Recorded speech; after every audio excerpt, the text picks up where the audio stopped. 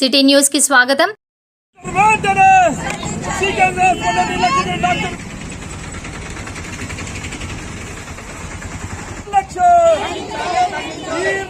వెన్నెల గారి యొక్క డాక్టర్ల యొక్క నిర్లక్ష్యం, డాక్టర్ల నిర్లక్ష్యం, డాక్టర్ నిర్లక్ష్యం, డాక్టర్ నిర్లక్ష్యం, డాక్టర్ నిర్లక్ష్యం పైన కలెక్టర్ వెంటనే డాక్టర్ల నిర్లక్ష్యం, డాక్టర్ నిర్లక్ష్యం.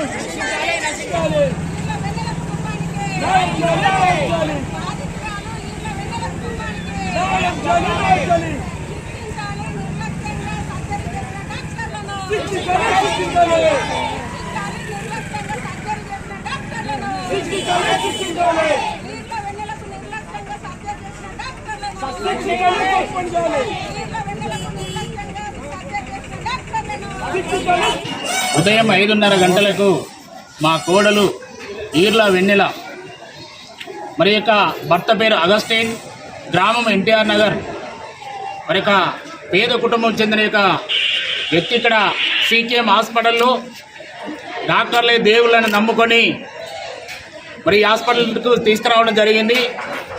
మరి డెలివరీ అయింది, చిన్న ఆపరేషన్ చేసిండ్రు. ఆ చిన్న ఆపరేషన్ చేసిన క్రమంలో ఆ దూది అనే యొక్క దాన్ని ఆ పట్టి మొత్తం లోపల పెట్టి కుట్లేయడం జరిగింది. ఆ విషయం మాకు తెలియక డిశ్చార్జ్ అయింది కదా, మేము ఎంతో సంతోషం కొద్దీ ఇంటికి తీసుకుపోవడం జరిగింది.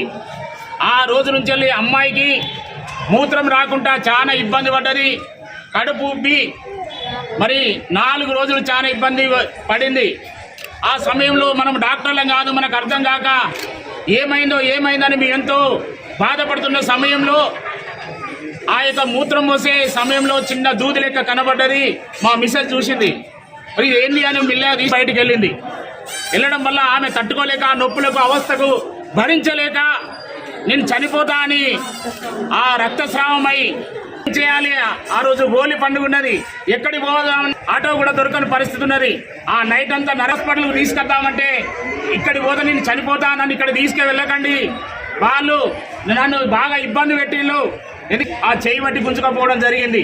ఎందుకంటే డాక్టర్లు మనకు ఒక దేవుళ్లాగా మనల్ని కాపాడుతారని మనం నమ్ముకొని మారుమూల ప్రాంతాల నుంచి వెళ్ళి ఈ హాస్పిటల్కి వస్తే మరి ఇక్కడ కుటుంబానికే కాదు మా ఒక్క కోడలకే జరగలేదు, కానీ మా ఎన్టీఆర్ నగర్ ప్రాంతంలో కూడా ఒక ముస్లిం అమ్మాయి మరి డెలివరీ అయినాక ఇదే పరిస్థితి జరిగితే 40 రోజులకు ప్రాణం పోయింది.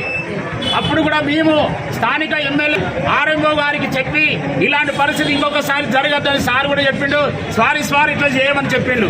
అదే విషయం ఇప్పుడు కొత్తగా వచ్చిన ఆర్ఎంఓ మన మురళి సార్ గారు కూడా మేము చెప్పినాం. మొన్నొచ్చి చెప్తే ఆయన ఏమంటాడంటే 100% ఇట్లా జరగదు, అది ప్యాడ్ అనేది ఎన్ని ప్యాడ్లు కలుగుతాయో దాన్ని బట్టే మేము ట్రీట్మెంట్ చేస్తామని ఆయన మేము మాట్లాడిన మాట కనీసం రెస్పాన్స్ లేకుండా కొట్టిపడేసిండు.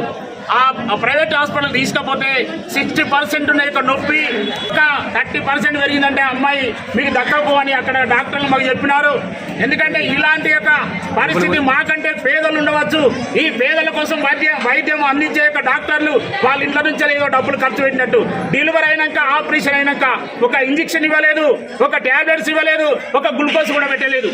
అలాంటి ఇబ్బందుల్లో నొప్పులతో వెళ్ళి ప్రైవేట్ హాస్పిటల్కి పోతే ఇప్పుడు కొంచెం కోలుకుంటుంది. కాబట్టి ఈ నిర్లక్ష్యంగా ఏ డాక్టర్లు అయితే ఉన్నారో ఆ మేడాలు, ఎందుకంటే వారు కూడా ఒక ఆడవాళ్లే, ఎందుకంటే వాళ్ళు కూడా ఈ కలిగినప్పుడు ఎలాంటి పరిస్థితుల్లో వాళ్ళు కూడా తెలుసు. కానీ అవన్నీ మరిచిపోయి డాక్టర్లు అని వాళ్ళు ఎంతో విర్రవీగుకుంటూ వచ్చిన పేషెంట్ కనీసం మాట్లాడే విధానం తెలియదు. దయచేసి ఇలాంటి మా కోడలకు వచ్చిన పరిస్థితి ఇంకా ఏ ఒక్కరి కూడా ఏ అక్క కానీ చెల్లె కానీ బిడ్డ కానీ జరగకుండా ఉండాలనేదే మేము ఇక్కడ వచ్చి చేస్తున్నాం.